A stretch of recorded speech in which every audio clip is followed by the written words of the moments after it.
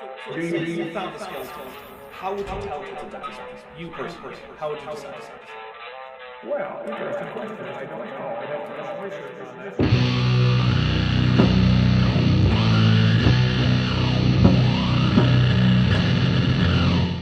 Hey there, YouTube, the Dapper Dinosaur here. Last time, Walt Veith was trying to pretend that irreducible complexity was something more than an already falsified hypothesis by pretending that he knew nothing about the evolution of the bacterial flagellum. Now he's going to tell us how DNA actually is like a book, and why somehow that's a problem for evolution. I always say, let's compare our genes to a book. Mm-hmm. Just like I always say, let's put our gonads in a vice. Why? Because it's stupid, just like comparing a genome to a book. Genes aren't words or sentences. The genetic code isn't a language, and really, other than being expressible as a series of symbols, there's nothing that a book and a genome have in common. So unless the comparison depends solely on both things being represented abstractly as a series of symbols, then it's going to be a really bad idea to compare them.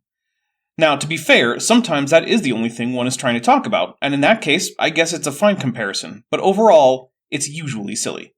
That is written about constructing whatever you're constructing. That's an even worse idea. The genome is not at all arranged like a how-to book on building something. It has no blueprints, no diagrams, not even really any ordered steps. It's a series of junk, regulatory regions, genes, etc. And during embryonic development, it does not reference some master plan or blueprint. It just has some signals it can send to cells that tell them to divide, die, fold, or differentiate. That's it. It's a bit more like a printed out origami pattern, but even then it's not a great comparison.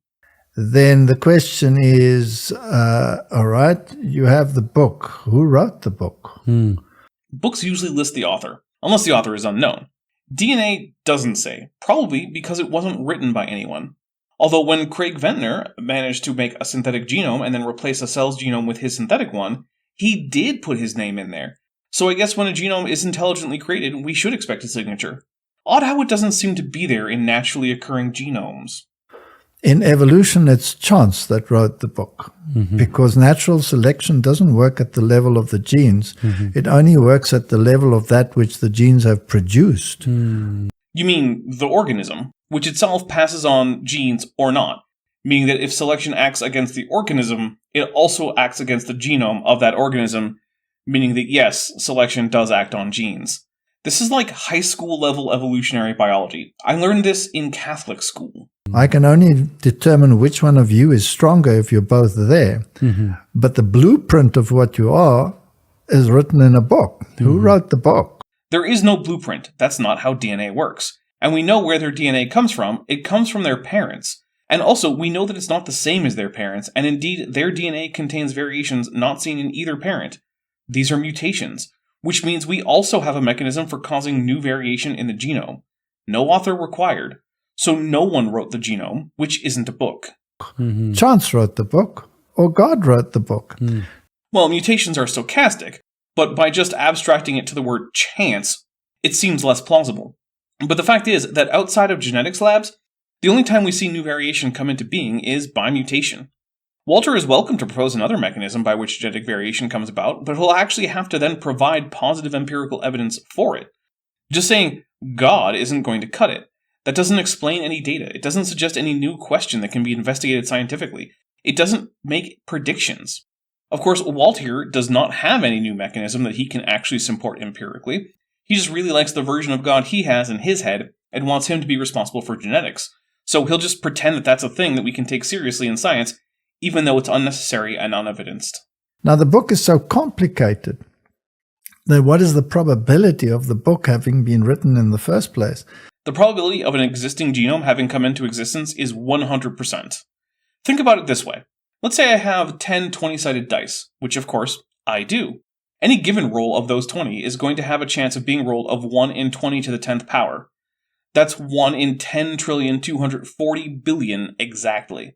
So, if I'm trying to predict the outcome of the roll, I basically can't. But let's roll them. I got 9, 6, 4, 8, 2, 6, 6, 7, 10, and 4.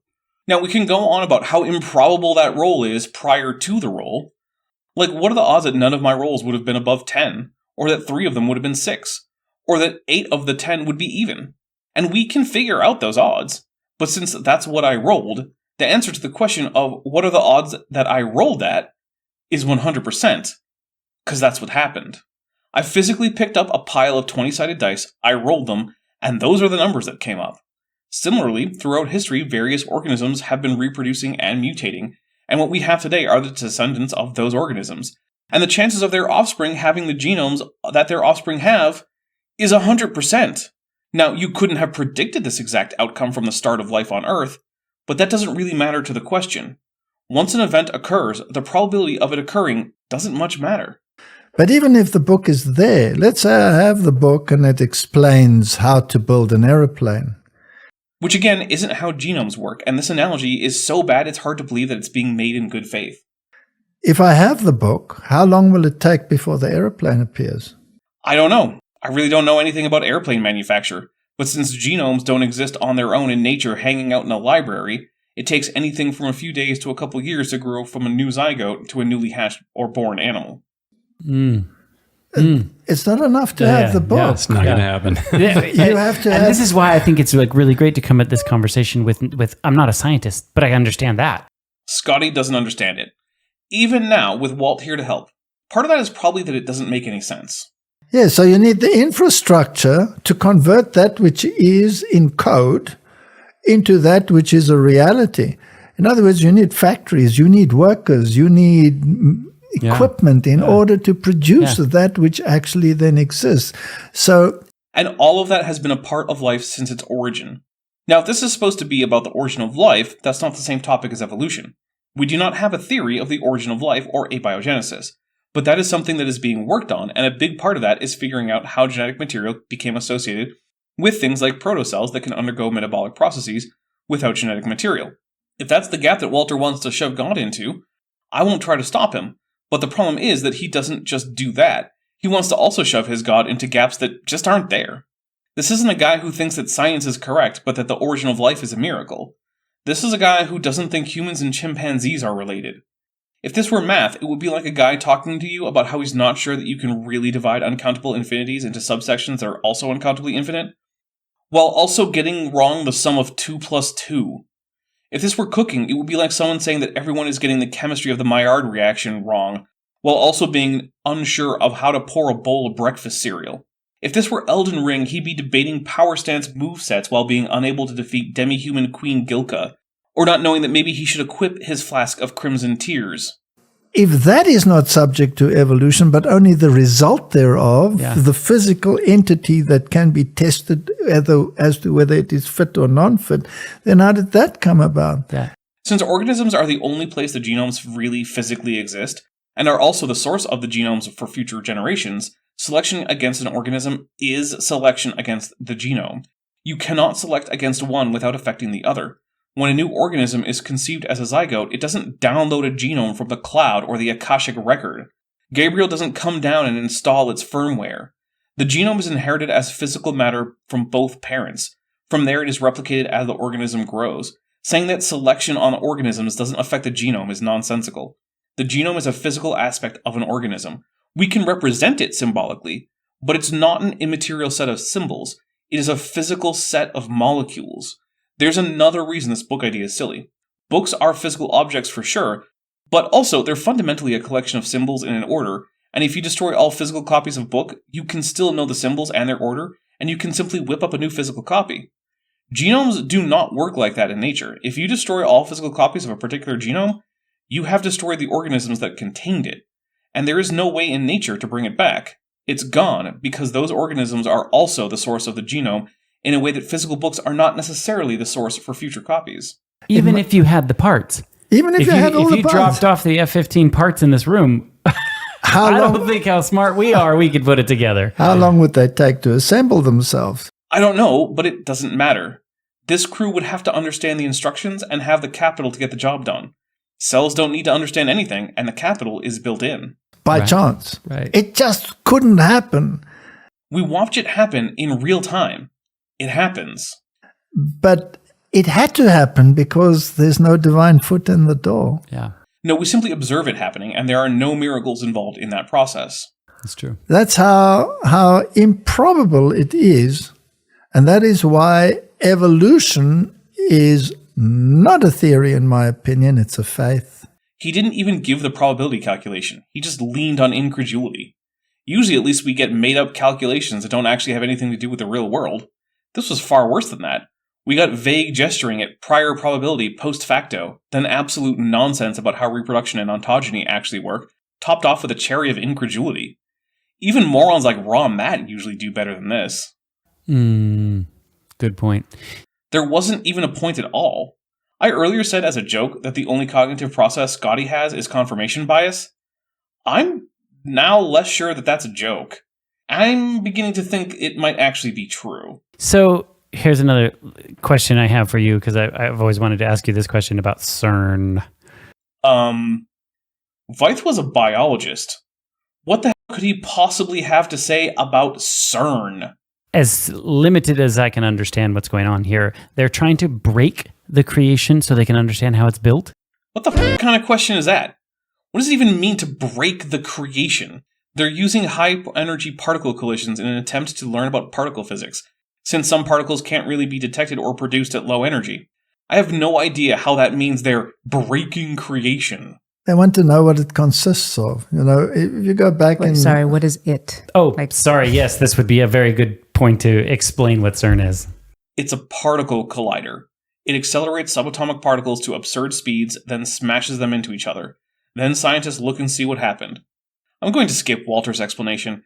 Basically, the only even mildly interesting part of it is that when Scotty hears that quarks come in groups of 3, he says it's the fingerprint of God.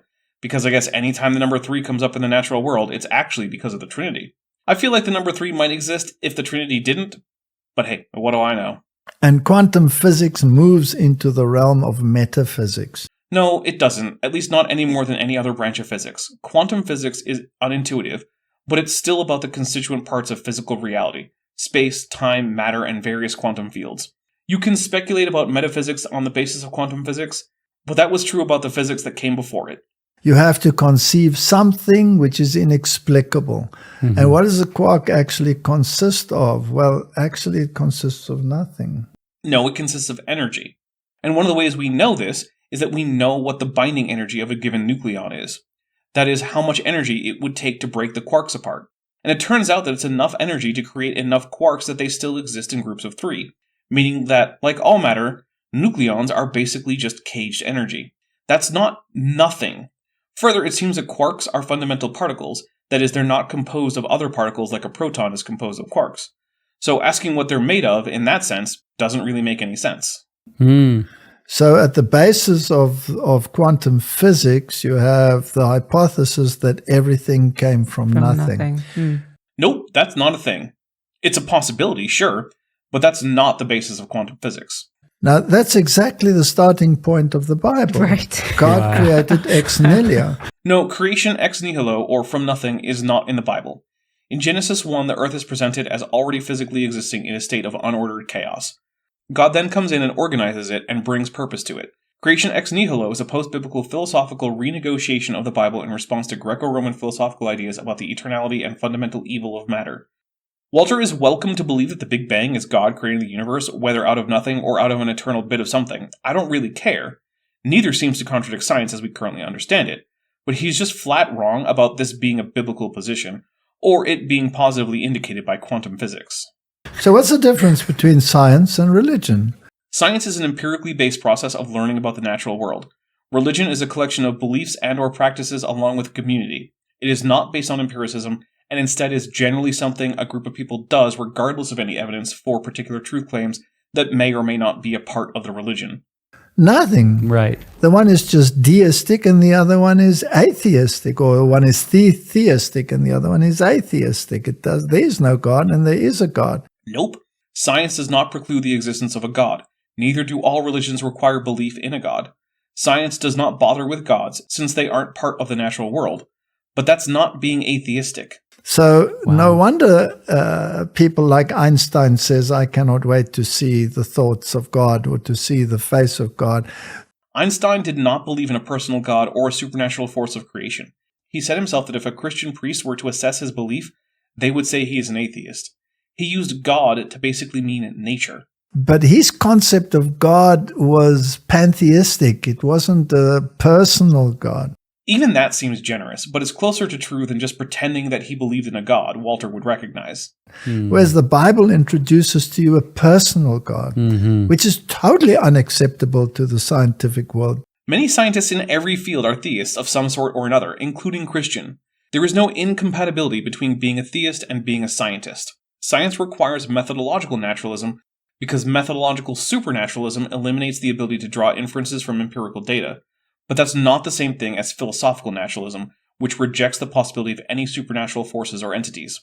Science is anti-God in the same way that hockey is anti-basketball. It's not that there's some antagonism or incompatibility there.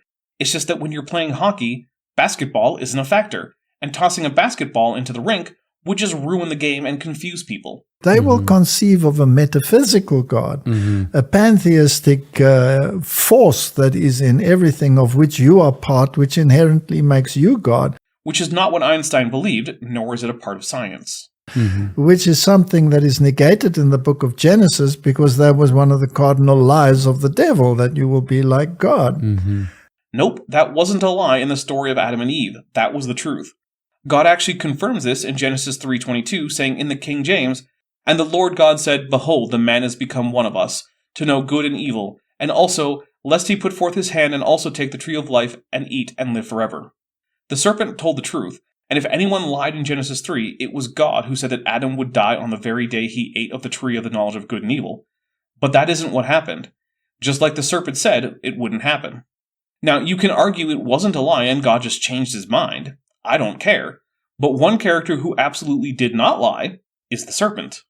Now you take the religious systems of the world and you ask yourself, well, what do they believe? They all believe that you can become God.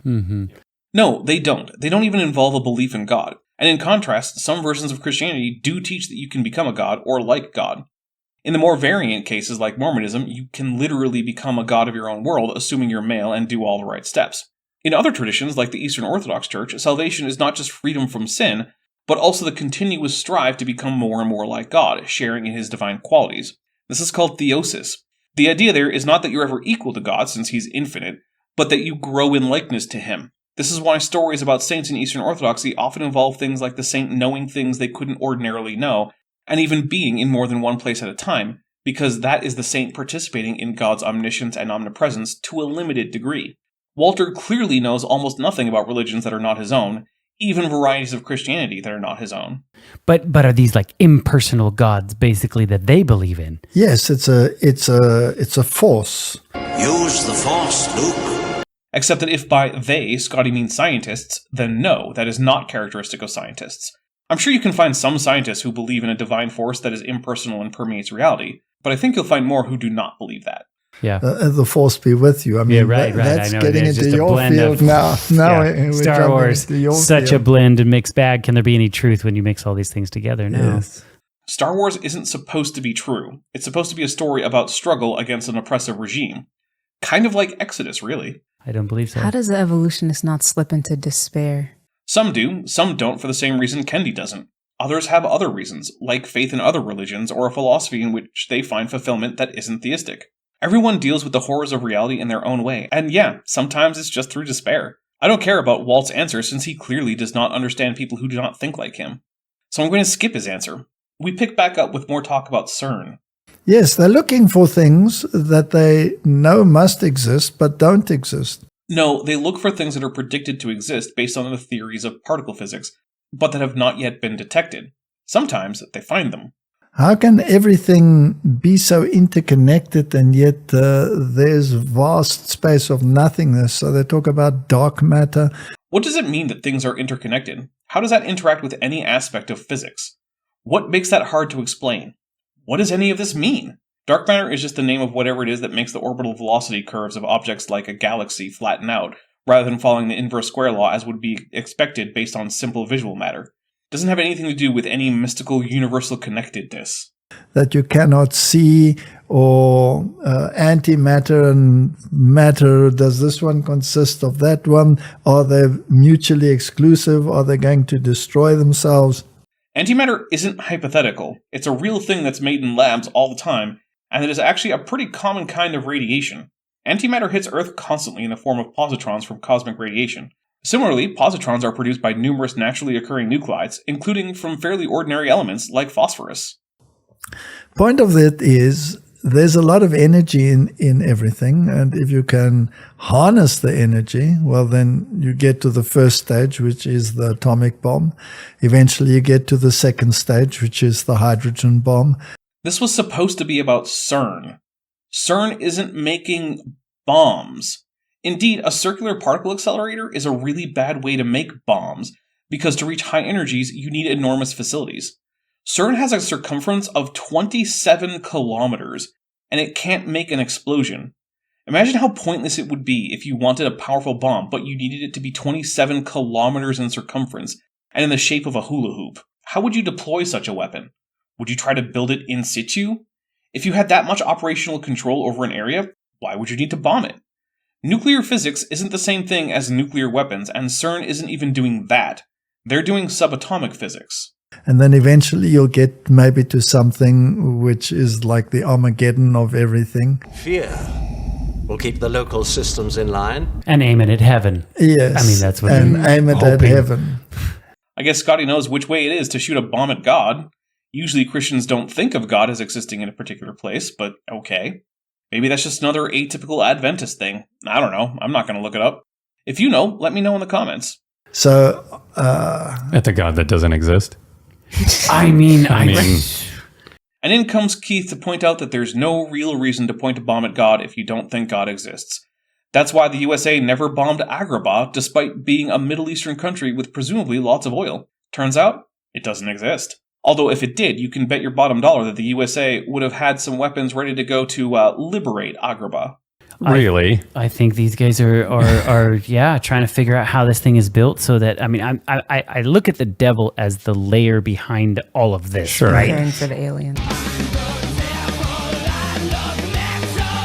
I'm sorry, so Scotty actually thinks that Satan is trying to use CERN to teach humans how to make a big bomb so it can be shot at God? I mean, that sounds like a cool idea for some trench crusade fiction, but it's absolutely batshit insane as a thing to believe is real. He's trying every angle he can possibly imagine. Right angles, acute angles, even obtuse angles. How do I overtake it? How do I continue it forward? How do I just, he knows his end is imminent. So he's going to build the biggest bomb of ever and ever at CERN just to shove it in God's stupid face, I guess. And then Jesus is going to show up because he's immune to bombs, and he's going to use his laser vision on Satan, but Satan will block because he has a cloak of laser invulnerability. And then they'll have to start punching each other, but each punch will be so strong it's like another giant nuclear explosion. And then the dragons will show up, but they'll get stuck fighting the cowboy, so they can't really help Satan out. But that's okay, because the ninjas are on Satan's side too. So Jesus has to recruit pirates to fight off the ninja army, and then Captain America, being a Christian, will finally punch Satan in the head, defeating him for all time, and then Jesus can make friends with the ninjas and the dragons, and it will be so awesome, you guys! And he does communicate. I mean, what are all these channels that are talking to entities? Yeah. Fake. They're fake. They're not actually talking to entities. They're either imagining things or they're scammers. No satanic behind-the-scenes magic needed. Humans are super good at imagining things, even imaginary friends that aren't under the conscious control of the person imagining them. And I've experienced some of these things myself, and they're real. You cannot deny them. Yeah. You've heard the voices. Oh yes, I have had personal experience in some of these things. So in this metaphysical world. Sounds like Walter had a very active imagination, which, by the way, can be enhanced by trance-like states of mind. I'm not saying he's necessarily crazy, although given what I know about him, I'm not going to rule that out. But people with no particular propensity to hallucination can be induced to hallucinate with the right kind of meditation and mindset. So I in no way reject that Walter has had these subjective experiences. But the problem is that there's no way to make that into objective evidence of the real existence of satanic forces. Even strict materialists can have these mystical experiences, and I'm not saying that nothing anyone experiences during such a state has to be fake. Just that the fact that it was experienced is not actually empirical evidence of the real existence of these supernatural entities. So Walter's personal experiences in the matter are irrelevant if he can't provide objective evidence. So there is something out there. It's divided up into good and evil. Mm-hmm. But what if it's only evil and deception? then Walter is clearly on the deception side of the line given how much he's lied about things in this very talk. We're skipping a bit. Do you know that Darwin wrote his first notes on evolution and sent it out to other scientists for comment in 1844? I did know that, yes. I just found that very fascinating and fascinating. interesting, because that's the same year in which spiritualism started in the world. Yep. Wow, it's also the first year that the first issue of the Swedish language paper Simon was published in Finland, the University of Notre Dame in Indiana received a charter, the Dominican Republic gained independence from Haiti, the USS Princeton exploded on the Potomac River, King Oscar I gained the throne of Sweden-Norway, the Parliament of Iceland was reopened, the opera Hernani debuted, the first Ohio Railroad was chartered, Carlos Antonio Lopez became the first president of Paraguay, the Baha'i calendar began with the Bab privately announcing that the Baha'u'llah was a prophet, the Ottoman Edict of Toleration was passed, the second ever police force was established in Hong Kong, the first telegram was sent, the Great Aqua went extinct, there was an uprising in Prussia, the YMCA was founded, the Great Flood of 1844 happened when the Missouri and Mississippi rivers overflowed, the patent for vulcanization of rubber was granted, Kierkegaard's concept of anxiety was published, Delta Kappa Epsilon was founded at Yale, Joseph Smith of Mormon fame was killed for, himself being involved in terrorism, the USA opened trade with China, British banks were limited in their ability to issue promissory notes, Brigham Young took over the majority of Mormons, Friedrich Bessel determined that Sirius and Procyon were not single stars but binaries, Engels and Marx met in Paris, the first ever international cricket match was played, oddly enough between the US and Canada. The second great disappointment happened, James K. Polk defeated Henry Clay in the election for President of the United States of America, Hungarian became the official language of Hungary, the Philippines deleted a day from their calendar to switch which side of the international dateline they were on, the safety match was invented, the Tibetan Temple of Guardians burned down, and the Ottoman Empire adopted a national flag. Lots of things happen every year, but that doesn't mean that they're connected or that it's some kind of satanic conspiracy. If you want to say that two things that just occurred on the same year are connected, you need to actually show how they're connected and provide evidence. Walter is just being a conspiracy theorist. With the wrapping of the Fox sisters. Yep. So you have spiritualism very intricately involved in Darwinism. And there is no evidence that Darwin was a spiritualist and strong evidence against it. In 1874, he attended a seance and was particularly unimpressed, although he did not stay for the whole performance. We know this because he wrote a letter saying as much to his friend J.D. Hooker. To be fair, the letter is actually dated January 18th, so it's possible the seance was actually at the end of 1873, but I hardly think that makes a difference. Darwin held two major views on divinity and the supernatural during his life. He was a Unitarian Christian and then an atheist. He does not seem to have ever been taken in by spiritualism, despite its popularity in late 19th century England and America. Darwinism himself belonged to an organization that is called the Ghostly Guild. No, he wasn't. The Ghostly Guild was basically a group of 19th century ghost hunters based in Cambridge. There is no evidence of Darwin ever joining them, but plenty to suggest that Darwin, by then a materialist, thought the idea of ghosts was nonsense. Walter is just lying about Darwin, and of course it wouldn't matter if any of this were true. Evolution is not accepted because Darwin was awesome and a prophet of science. Evolution is accepted because it has stood up to all manner of scrutiny and it explains huge swaths of otherwise inexplicable data, all while successfully suggesting new avenues of research which themselves bear fruit. I'm done talking about a bunch of 19th century ghost hunters that Darwin wasn't even a part of. Veith goes on to complain that CERN accepted the gift of a Hindu statue by the Indian government. Okay. Keith also mentioned that it's the year that the Baha'i religion started, and it's the year that Joseph Smith died. That's a lot more historical awareness than I would have expected from this group. I guess they know so much since it's an important year for Adventist spirituality, so perhaps it's not as surprising as I think it is. I mean, everybody sitting around this table can probably witness to a dramatic change in their lives as they were confronted with these issues. I don't know where you all came from, but I'm sure you weren't born perfect Christians to begin with. I won't at all deny that conversion experiences and dedication to a religion can change someone's life, including for the better. But the problem is that this isn't unique to Christianity. People dedicate their lives to Judaism, Hinduism, Buddhism, Islam, etc., and see a dramatic change, because they have changed their priorities. And if their old priorities were self-destructive in a way their new religiously motivated priorities are not, then their life will improve. For example, if you were addicted to gambling, but then you dedicate your life to Islam, which forbids gambling, then chances are your life will improve, because you'll stop losing all your money at the casino.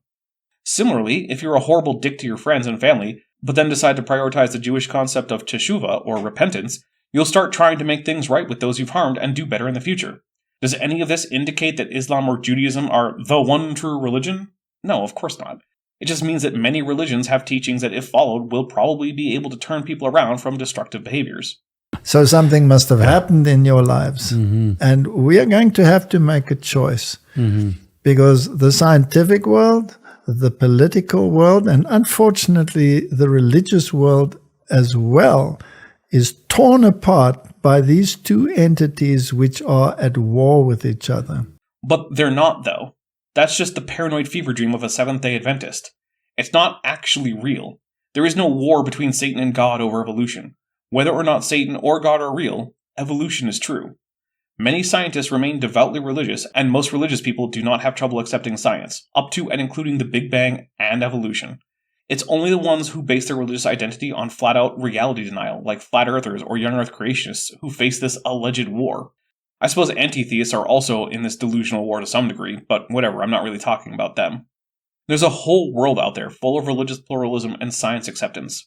It's a much nicer place than wherever these four are living. It turns out you don't have to reject science, you can continue in the religious traditions you love, and we can all treat each other with respect and kindness. If that's the world the Satan Walter believes in is trying to build, then I'm on that Satan's side.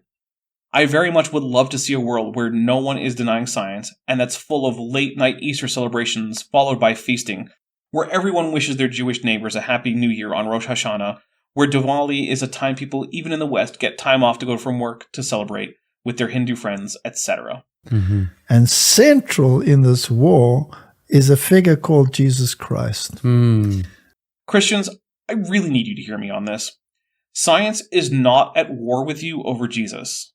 The average scientist either wants you to accept Jesus or doesn't care either way. Science is not here to try to prove or disprove the divinity of Jesus. Until you start going against the clear empirical evidence provided by the real world and spreading misinformation, scientists probably won't even notice you're there. And even if you do that, only a minority will notice, because the majority are too busy trying to expand our knowledge regardless of your objections. Sure, you can find some people who really want you to give up your faith, but that's not most people. It's not even me. I don't particularly care either way. I just want people to do a couple things. Accept reality as it is, and stop harming others who are themselves innocent. That's really it. But I also want the Christians out there to listen to this next part. Too many of you are doing neither of those things, and the people who don't do one of them tend not to do either. Too many Christians out there see both science denial and also horrible bigotry as a part of their Christian identity.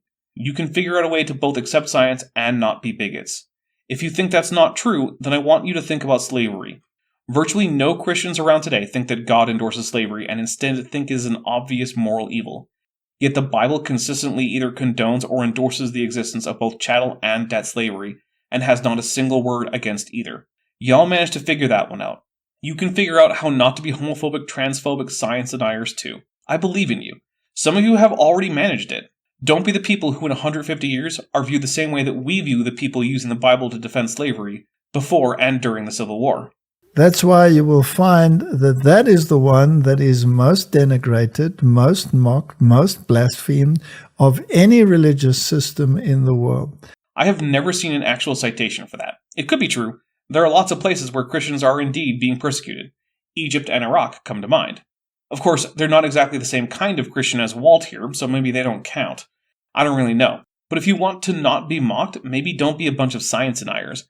When you're the intellectual equivalent of flat earthers, you're gonna get mocked. And when that happens, then something tells me why. Why is there so much animosity and so much hatred towards this one entity? I'm going to speak directly to Walt and his ilk here. Because you are fucking killing people. You are spreading science denial, which has contributed to vaccine hesitancy, which is now causing lethal outbreaks of once nearly eradicated diseases like measles. You are making people imagine that climate change is neither real nor a problem.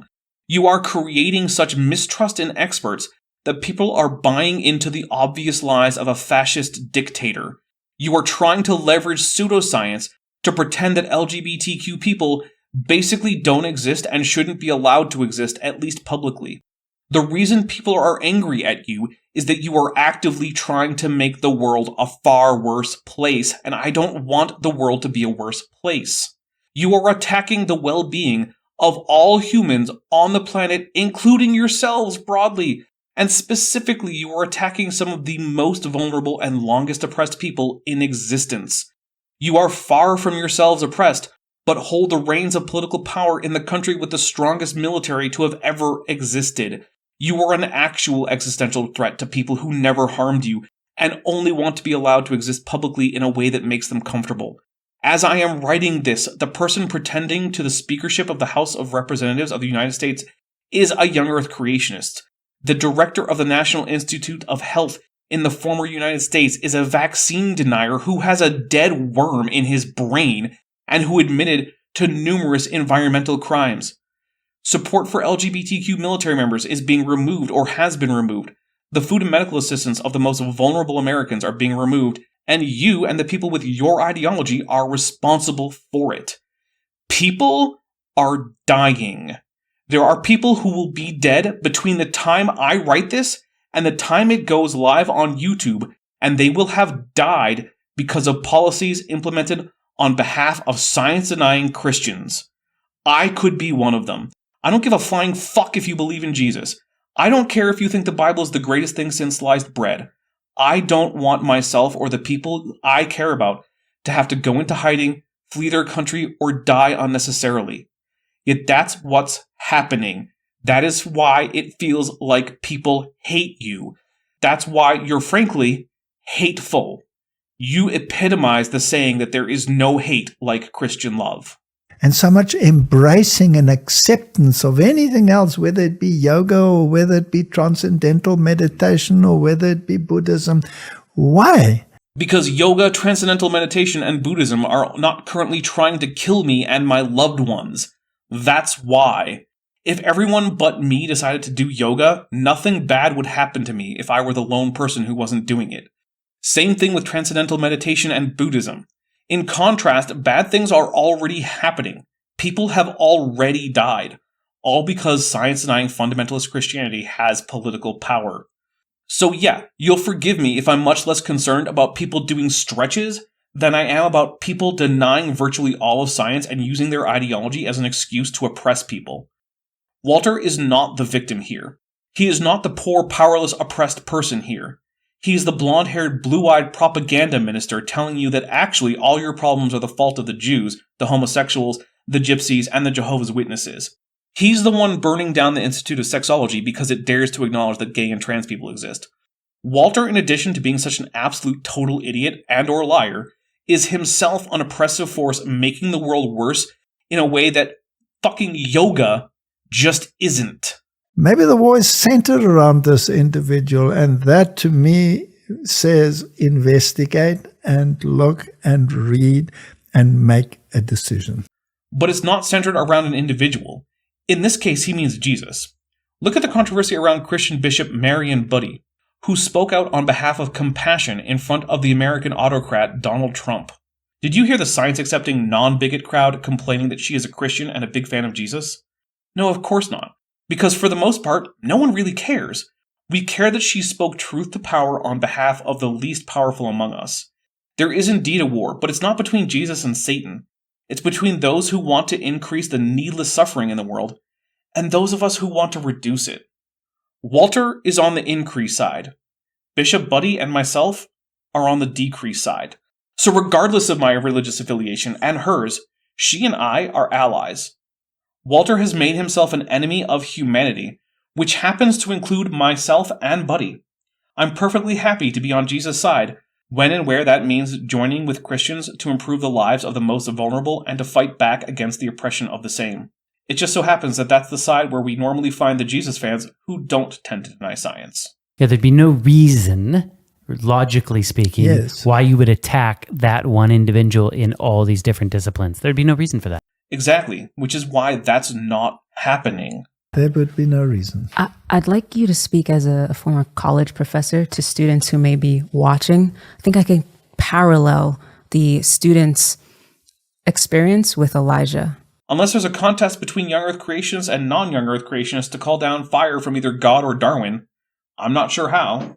Elijah, after a spiritual high, after seeing the glory of God, he finds himself in the wilderness, feeling alone, asking the Lord, to really take his life. He was depressed, saying, I am the only one here. I'm the only prophet of God left. There's no one else. So you have a student who may be leaving the bubble, so to speak, of their Christian home or their church, and they're moving to a campus that might be very secular, or they're in a class that is teaching evolution, and they might feel very alone in their Christianity and their Christian beliefs.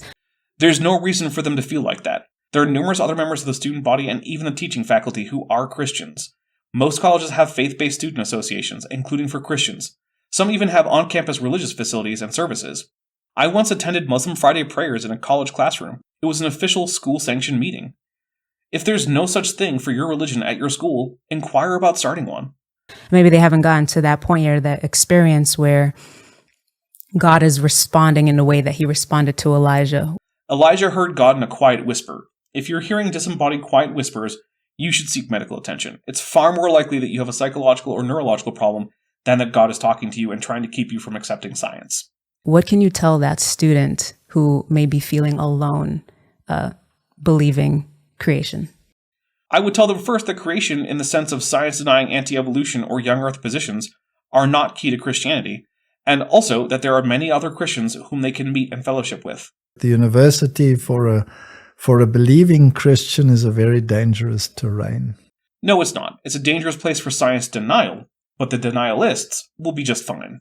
A very dangerous terrain. Christians walking across college campuses need to make a DC 15 wisdom saving throw or take 1d6 psychic damage. And the probability that you will be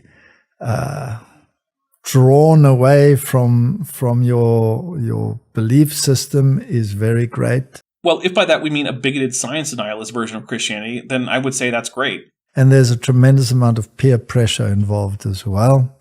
And if you put all that together, it is a dangerous terrain for a believer. Hence the 1d6 psychic damage. That doesn't mean that I'm saying don't get an education. But what I am saying is, if you are a believer, fortify yourself. Fortifying yourself with extra vitamin D? Good advice. Ricket sucks. Fortify yourself in the terrain that you are going to. Not all terrains are equally aggressive. Some only do 1d4 damage. If you're going to zoology or biology, you're going to be aggressively confronted with an atheistic mindset. No, you're not. And there's a good chance that your instructors won't even be atheists. I know multiple biology professors, both theist and not. None of them care to push atheism. Instead, they just present what we know about biology and how we know what we know, and how you can show it to your own satisfaction to be true. If that's a challenge for your faith, that's a you problem. If it's not, then good. It was never the goal to challenge your faith in the first place. Once again, the oppressor complains about themselves being oppressed. If you go into something else like, social sciences and all of these, then the pressure is not so great. Unsurprisingly, the farther away you get from the science a science denier denies, the less likely they are to experience any cognitive dissonance. But if you're going into a scientific sphere and you are a believer, then fortify yourself.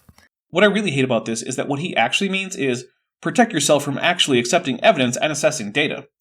If you need to fortify yourself against science, it's because the evidence says you're wrong. He's telling people to close their minds to actual truth in favor of his version of truth with a capital T, which is nothing of the kind.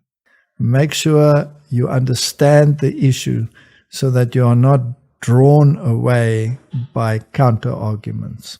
But what if the counter-arguments are right, though? This literally is Walter saying turn off your critical thinking. Just be a sheep, accept what your parents tell you on the grounds that they told you that if you don't, you're going to hell. The intellectual bankruptcy of Walter's version of Christianity could not be on more full display. The truth fears no investigation. Anytime someone tells you not to take counter-arguments seriously or to ignore them, you can be pretty well sure that they are selling you a lie, and probably knowingly. Would you be in the mindset to basically say, look into this a little bit and understand what these arguments are coming so that you'll be prepared for them when they do come? Yes. Yeah. Yes, do that. And if you're going to be studying, let's say, medicine, you're going to be confronted with zoological thinking because it's part of the first year course and the introduction. And the entire system is based on evolution, whether you like it or not. Because evolution saves lives. Once again, we're back to the fact that if Walter had his way, People would die needlessly. Seventh-day Adventism is a death cult. They want you to be more likely to die than you otherwise would be. They want to increase human suffering. Maybe that's not their conscious or publicly stated goal, but that's the result of people thinking the way they want them to. This is why this nonsense has to be opposed. You could one day be in dire need of medical care, and a doctor could let you die because he disbelieves in evolution, and an evolution-based treatment might save your life. It's not that far-fetched. It has already happened. So then you really need to be fortified. So look at the other side of the coin. And then the students always ask me, how do I answer something like this? I do not want to answer it. We already covered this. Time to skip. I took an anthropology class in one of my first years in a community college. Dangerous stuff, since anthropology, like more or less all science, directly contradicts young Earth creationism. And of course, it was just nonstop this. And I actually grew up reading a lot of Spirit of Prophecy, reading a lot of the Bible. And so I kind of had this perspective. And even though myself, I was beginning to exit away from a relationship with God, it was still solid in my mind. And I remember taking the test, and I answered it honestly. And I was like, no, that's not where we came from. And I got a bad grade. As should be expected, he answered with responses that directly contradict the evidence. Anthropology is an evidence-based field. It's not the venue for counterfactual nonsense. If you give answers in a classroom that are at odds with reality, you should get a bad grade. The classroom is there for you to learn, not for you to grandstand about things you have no knowledge on, especially not when your audience includes people who have forgotten more about the topic at hand than you will ever learn. I went back to the teacher and I said, you know what, this is what I believe, and here's why. And I think the teacher actually changed my grade based on me answering the questions like that. I wasn't being antagonistic. I was just like, that's what I actually believe. Sounds like a bad teacher, but if you come to a professor and say you believe things for religious reasons that are at odds with all the evidence, they should not give you a bad grade, or attack you, or anything like that. But on the other hand, tests are evaluations of how well you know the material, and if you give answers that are at odds with the evidence-based curriculum, you should receive a bad grade, and it should not be changed on the basis that your erroneous beliefs are sincerely or deeply held. And I think even a few of them I answered like that. According to your book you had me read, Here was the answer. Which is perfectly fine, since it shows that you at least know what the answer based on the evidence is, even if you don't accept it. But this is what I actually believe, and I added some of like the Christian belief, but gave the correct answer based on their books. In your actual answer in the exam, that's not the best place to state your case. Yes, very true. Because when that person is marking, he's marking hundreds of them, and really he has no patience, or she has no patience with a counter philosophy at that stage. Yeah. Yep, there's a time and place to bring up pseudoscience with a professor, and it's not during an exam. If you bring your arguments, bring them earlier. Yeah, good point. And write your answer according to what they want, stating that this is according to their theory. You won't be compromising your faith. Not just earlier, but also outside of class time. Do not disrupt the education of others because you would like to argue against the experts. Even if you're right, which you almost certainly are not, it wouldn't be conducive to a good learning environment. If for some reason you take a class, somebody starts to put thoughts in your head that challenge your way of thinking, I think that God is such a gentleman. If you come to him and you say, Lord, I have these things that now are throwing confusion into my mind. Show me the truth. Look, that's just the Mormon asking God if the Book of Mormon is true and getting the burning in the bosom. You're going to get the answer you're looking for. If you want creationism to be true, you'll get a warm feeling confirming that it's true. If you want it to be true that Elvis is still alive and living with aliens, you'll get a warm feeling that that's true. You know how I know? Because I've tried to use this technique. It doesn't work to determine truth. All it does is tell you what you want, which in itself might actually be useful to you, but it's not a way to figure out what the case is in science. Essentially, it's the same as the coin toss technique that I still sometimes use to make decisions when I don't consciously know what my preferences are. I give my two options, each a side on the coin, and then toss it. If I'm happy with the result, then good.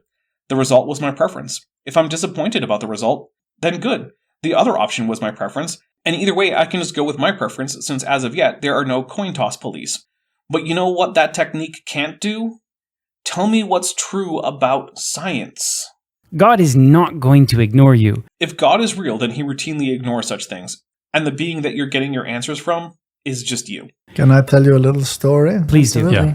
I was sitting in my office and I was contemplating all of these things, and I said to myself, well, this is so contrary to everything that I stood for, believed.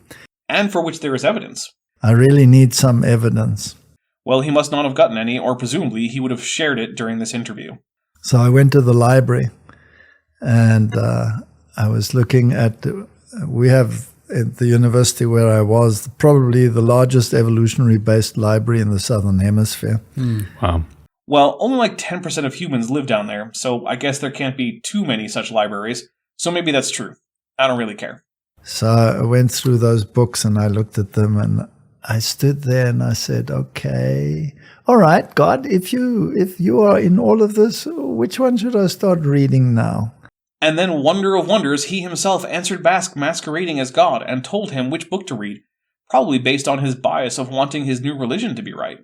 I was trying to find answers, so I took a book off the shelf on evolution, and I signed it out, and I was walking out of the library, and a colleague of mine stopped me and said, oh, you've taken that book. There's a new one that just came in, and it's still in a box at the back, a new edition. I said, okay.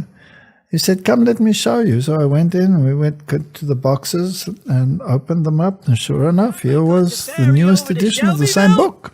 I needed a new heel for my shoe. So I decided to go to Morganville, which is what they call Shelbyville in those days.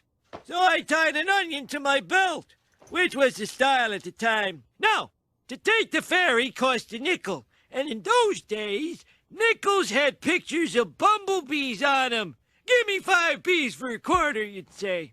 So for Now, some where reason, I are took we? them both. Oh, yeah.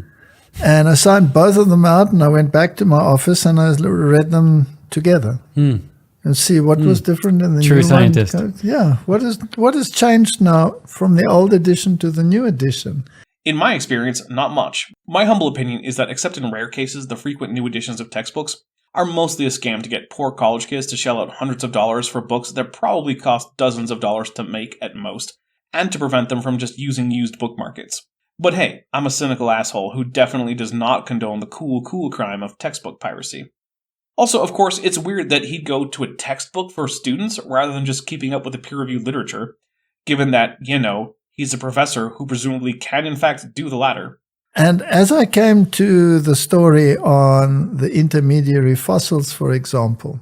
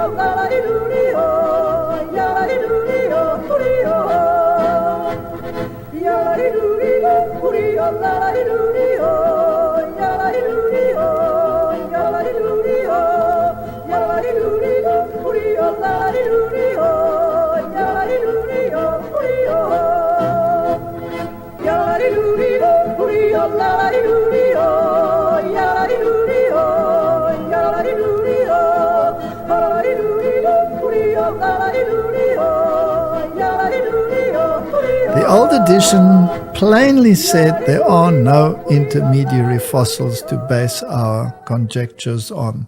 Bullshit. Straight up bullshit. He's lying. Intermediary forms have been known since the late 19th century, almost directly after Origin was published. He's just lying. No textbook published in this or the last century by an actual academic publishing house says that.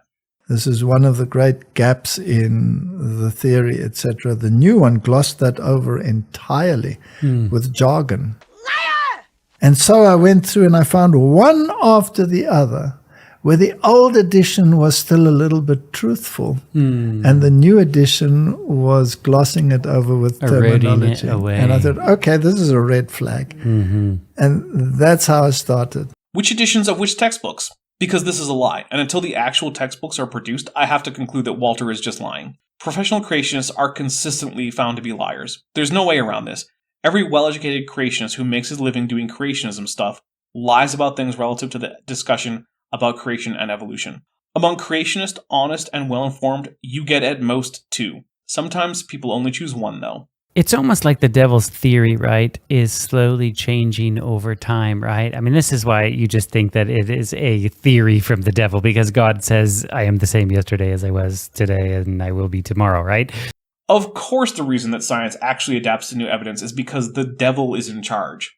Nothing says, I'm not a dishonest hack, like not caring about the evidence, which is why that's the God position, I guess. Couldn't ideology be any more intellectually bankrupt, even in theory? Fun fact, following the evidence is a good thing. Ignoring it is dumb and bad, actually. So the devil's the one that's slowly changing over time, and he's the one that's slowly changing all these things that God's like, nope, it's still this particular animal. Packaging the same lie over and over. I'm out of words. My words have left me. If you can't see why this is the absolute stupidest way to think about the world possible, then I have no hope for you. But hey, if Satan is the one doing the evidence-based reasoning, then once again, I'm on his side. And then, of course, I had the privilege to go into the field to all of these fossil beds and investigate for myself, were they catastrophic or were they deposited over long periods of time? And I just came to the conclusion after about the 20th, 30th one of them that they were all absolutely catastrophic. Weird how geologists seem to disagree. It's almost like no one comes to that conclusion unless that's the conclusion they came to before investigating the evidence. Suspicious, isn't it? It's almost like the life of a creationist is so wrapped up in confirmation bias that they'll just make shit up if it helps their case. No wonder creationists love the shit-stained, fraudulent Oompa Loompa they decided to make king despite the fact that he's a cheating rapist. The kind of thing they generally say they don't like. And therefore a whole new paradigm opened up in my mind. Yeah. Wow, beautiful. Yeah, nothing is more beautiful than willful ignorance and lies. We are definitely going to put some links to some of your shows that you have created over the years, documentaries, different things that you guys should investigate if you want to look into this topic more. Yeah, but I won't, because I'm too lazy, frankly. But this, we were going to have a whole discussion and a whole presentation, but we got into this other discussion, which I hope you guys were definitely blessed for. If this was a blessing, then I'd prefer to be cursed, thank you. But with this, they're just doing wrap-up stuff, and there are no more real claims to respond to, so I guess I'm done with Veith, at least for a while. If nothing else, this has driven home just how crazy and paranoid Seventh-day Adventists are. Religion is absolutely not a mental disease or delusion. But goodness, if you wanted to make the opposite case, you couldn't do much better than using Seventh-day Adventism to show that at least in some cases it is. I hope you enjoyed this deep dive into the mouth of madness, and if you did, then please hit like on this video and tell me what you liked in the comments. If you didn't like it, then hit dislike and let me know what the problem was. Either way, please subscribe if you haven't and turn on all notifications so that occasionally YouTube might tell you about my content if they feel like it, regardless of your wishes. I'm the Dapper Dinosaur.